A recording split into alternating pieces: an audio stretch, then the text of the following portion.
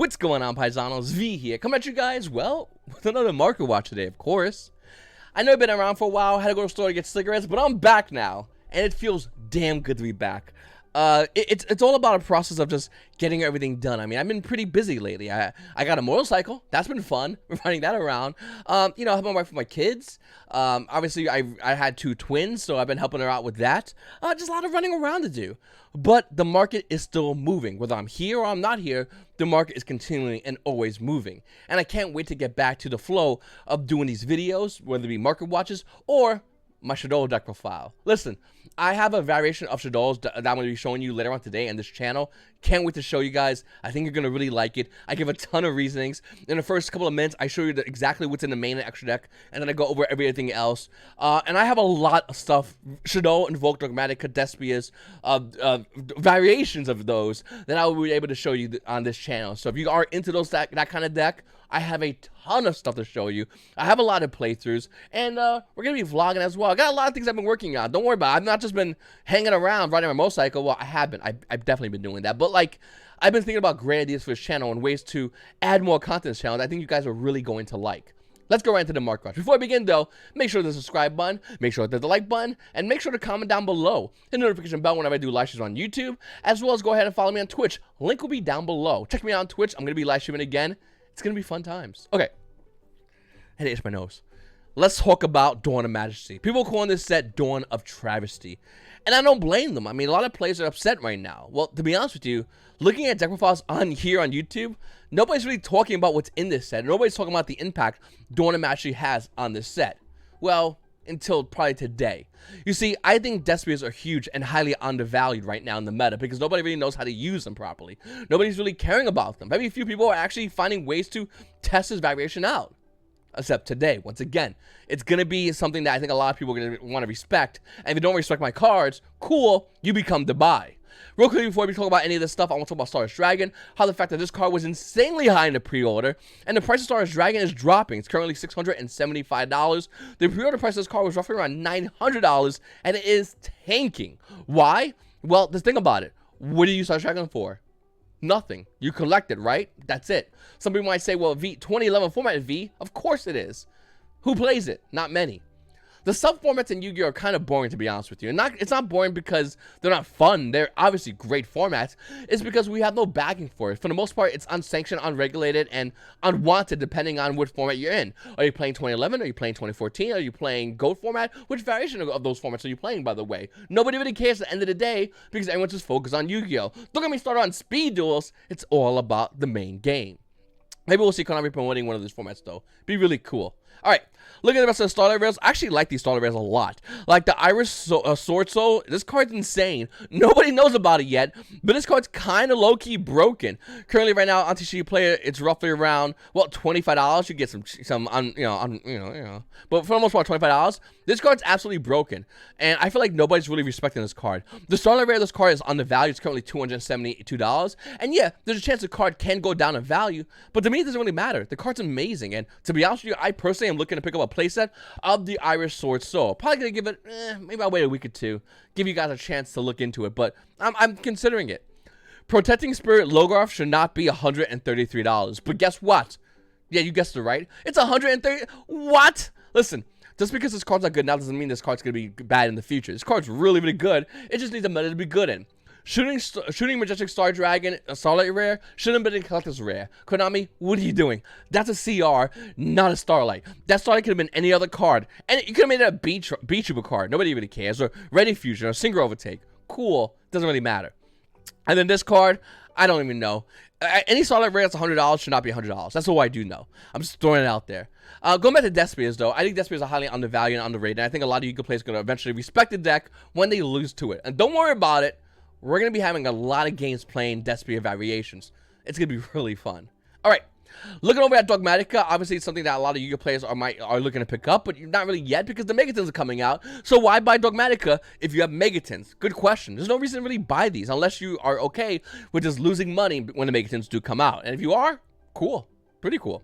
Looking at Dogmatic Ecclesia Starlight Rare, I only own one of these. I'm probably going to pick up two more just because the current price point of this card is roughly around $725.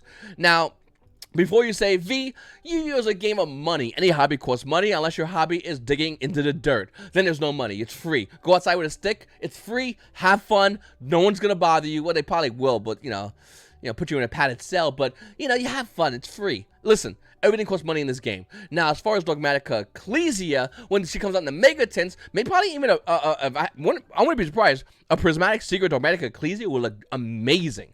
But that doesn't downplay the value of the Starlight Rares. And for some people like myself that have the opportunity to buy Starlight Rares, I'm going to buy the Starlight Rare. It doesn't mean I don't care about Yugioh as an ultra rare. I just like max rarity. It's preference, okay? Some people like ketchup on the rice. Some people don't. By the way, ketchup on the rice, delicious. But looking at the rest of the Dogmatica cards, yes, they are very expensive for like Ecclesia. As well as the Dia Sermon. Let's see if we get lucky. Yeah, if we do get lucky, pops up. This card's gonna get reprinted, so the amount of people wanting to play Dogmatica variants, if you don't own it already, you're probably not buying it because it's gonna get a reprint, so why would you do it? So that's why that's there. Now, look at Shadows. Best deck of the format, 100%. But V, there's other decks and they've been topping. I don't care what's been topping. Don't care at all. Shadows are easily the best deck of the format. There's a lot of cool things. If you have Shadow Schism already, you're happy. If you don't have Shadow Schism, wait on it. Once again, with the Mega Tint, you have an opportunity to get it. The price of Shadow Schism was roughly around $40. At one point, it was $26. Spiked to $40. We called it on a previous couple of market watches, and now it's kind of at an all-time high because of the hype of Despias. Rightfully so. But do you buy it now and in a month or two sell it for like nothing when it gets a reprint? That's probably what's going to be happening. We also have King's Court. Obviously, the price points of the Secret Pharaoh's Rare did go down.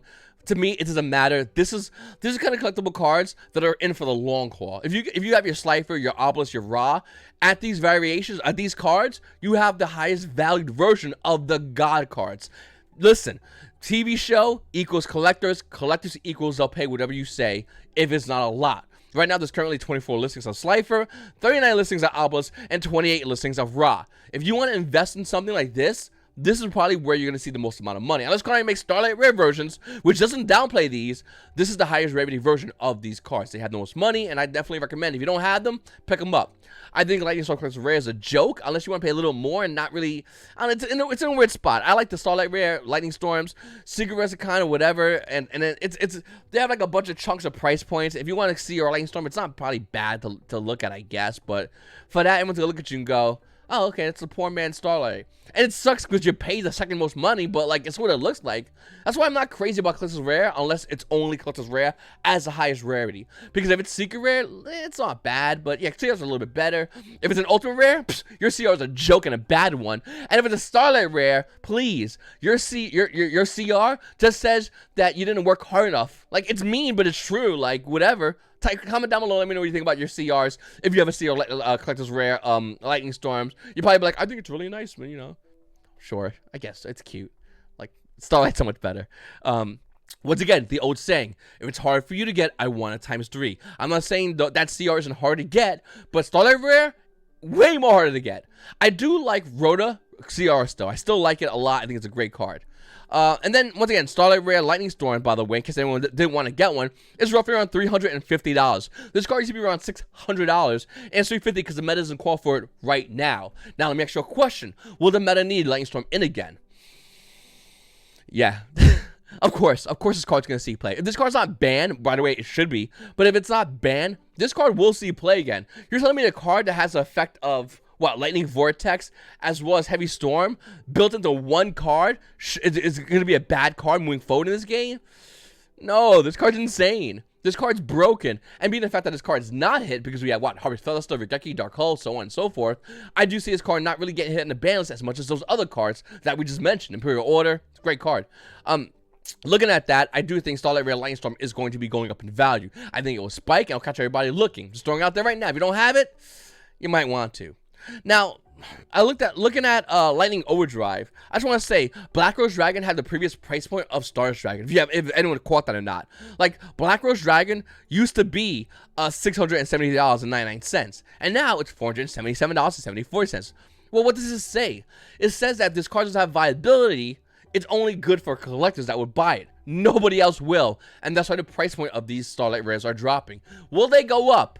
Yes, of course they were. They're collector's cards. They will go up because they're collector's cards, not because nobody's playing Black Dragon in a meta deck. And maybe Drytrons, maybe for kicks and giggles, but not really. That's why we're seeing other cards like Lina, the Light Charmer, become valuable because it potentially has some decent value. Decent for a collector, sure, and decent for meta, sure. Look at the rest of the cards. Obviously, a Live Twin, Kiss a Kill, is $200 and $20. Why? Waifu Tax. It's a Live Twin card, and because Live Twins were looking to be becoming really good in the next set. And then there's Divine of the Herald.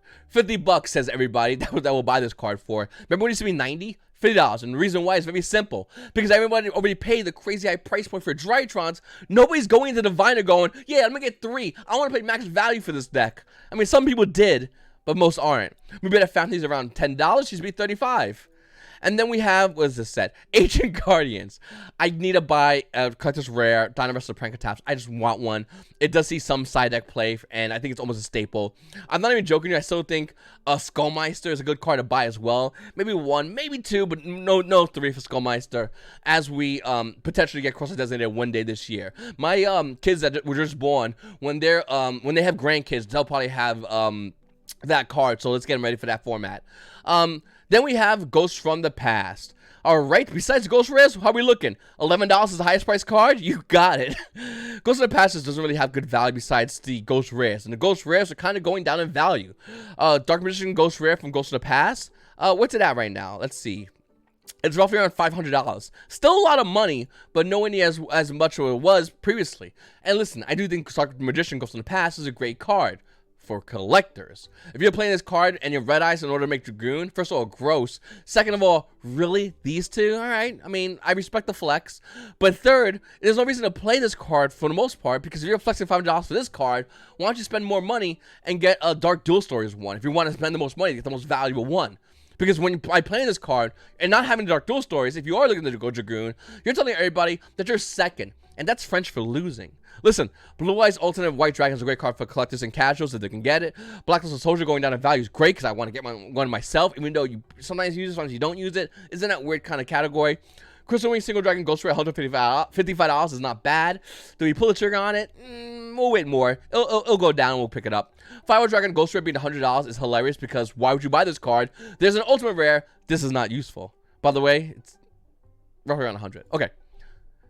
Then we have Blazing Vortex, and this set is called the Prosperity, featuring some cards that you're probably not caring about. I do like heavily Zephyr Mirador. I think this is a great card still. I just want to throw that out there. I know everyone's going to go, who cares? I care.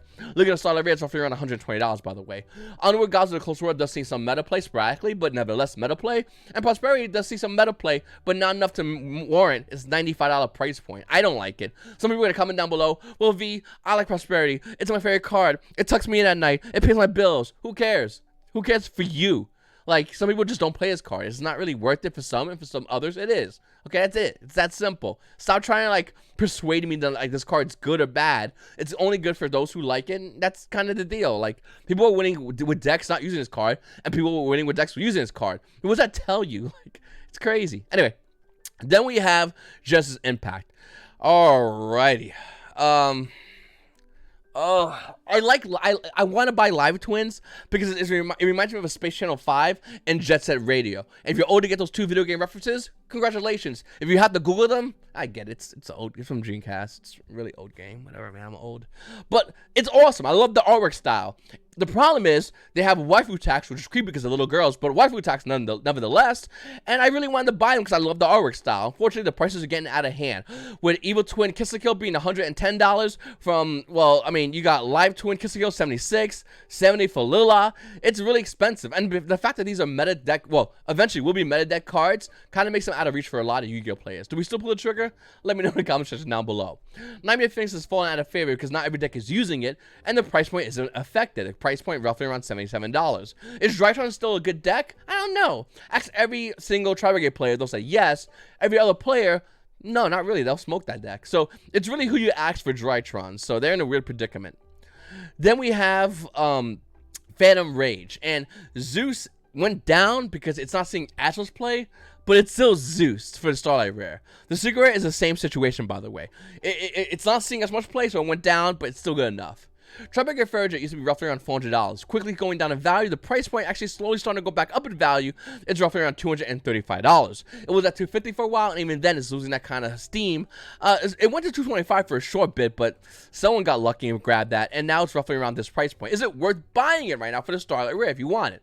My answer to you would be, unless you really like Tri-Brigades, because there's a good chance it's going to get hit in the meta and the ban list, because Tri-Brigades have one trap card that's really broken. All that trap card needed to do, by the way, Revolt, all it needed to say was main phase and would not be broken. The fact that Revolt doesn't say main phase means Tri-Brigade players, you're probably going to get hit. And I play Tri-Brigades. I love Tri-Brigades, but like, let's be honest, you're probably going to get hit. And you're not, and it's one of those things where you go, yeah, it's fair.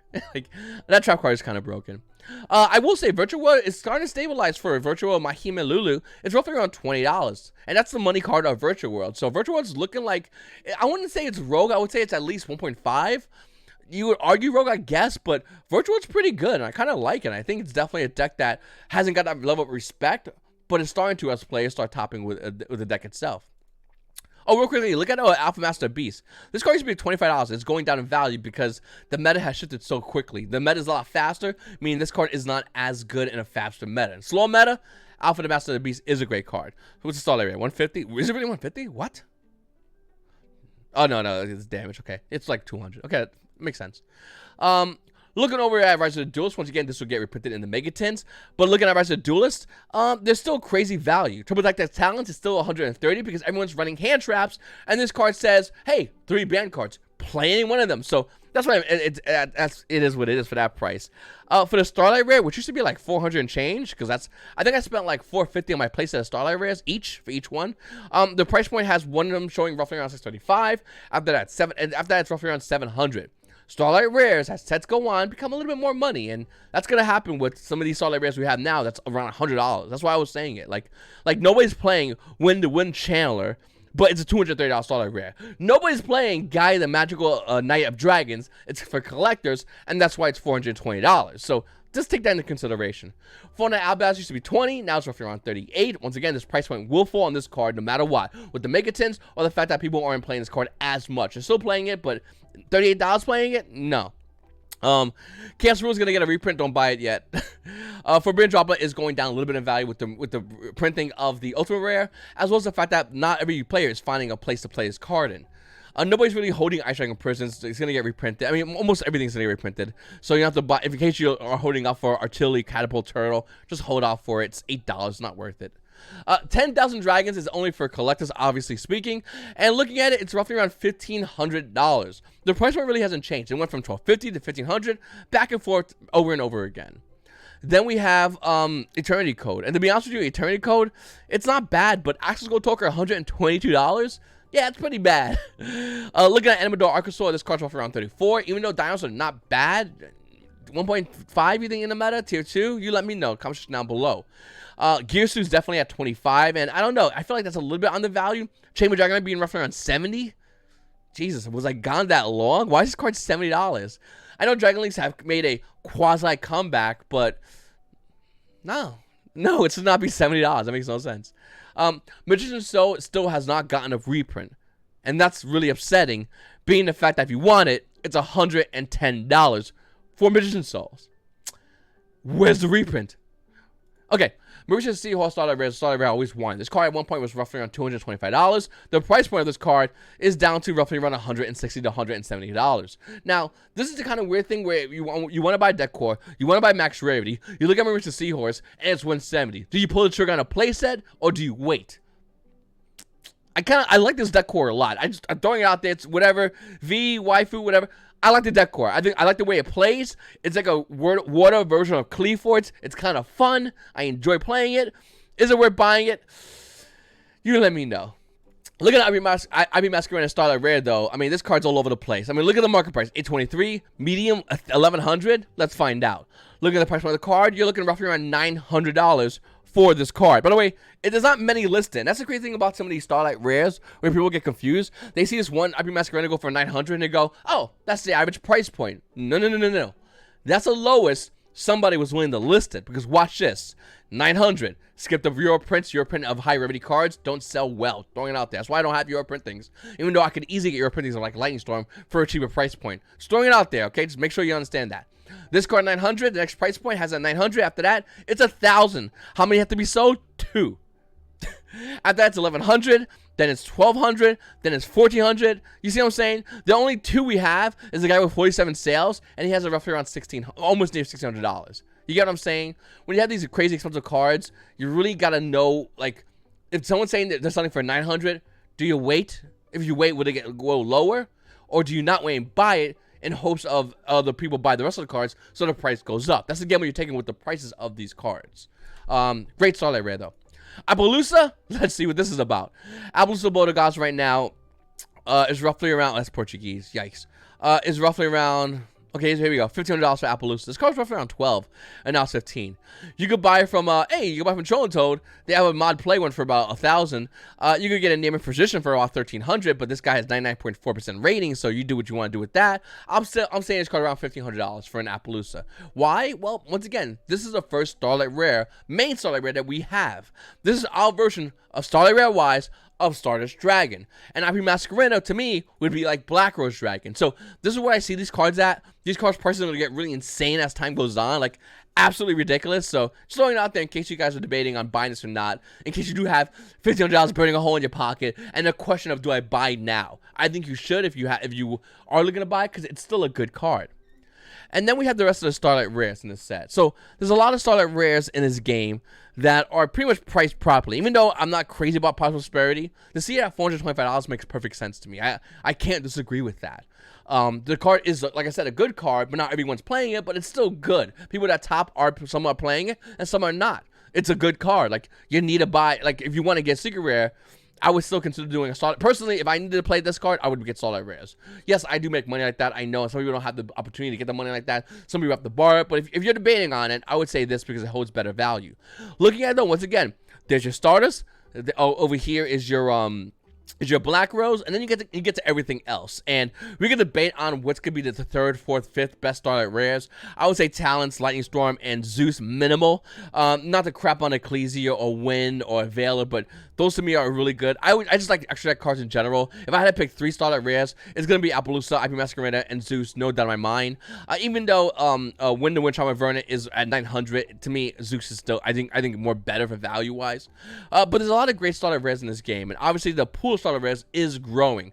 We're up to a good amount of 40 Starlight Rares roughly, and we have the lowest one being roughly around $90. Mind you, this is from a Lightning Overdrive. The next one is a card that's $99.95. This is from Dawn of Majesty. These are relatively new sets. Want to keep going? Sure. Lightning Overdrive, $120.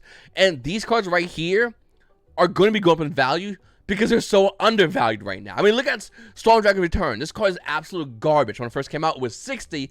It's now almost $140. These 3 cards, if I had a ton of money to invest in Starlight Rares, even though I like those top cards, I would buy this bottom 3 because they're not going to be this low for this long. No doubt in my mind. So do what you want to do with that, but that's why I see these Starlight Rares. I know this video went a little long. Some people like long, some people like short videos, but I just want to talk about a bunch of cards within the market. I'm having another market watch coming. I'm not going to do it every single day, like I said. I'll do it sporadically, but you'll definitely get multiple market watches throughout the week. I will be doing that, as well as a ton of decks, profiles, and the occasional vlog of me going to locals, and we're going to see how that goes. Listen, Paisanos, I really appreciate you guys hanging out with me this whole time. I know I haven't posted a while, and it feels good to be back. It's your boy V. You Paisanos. You Paisanos have a great day.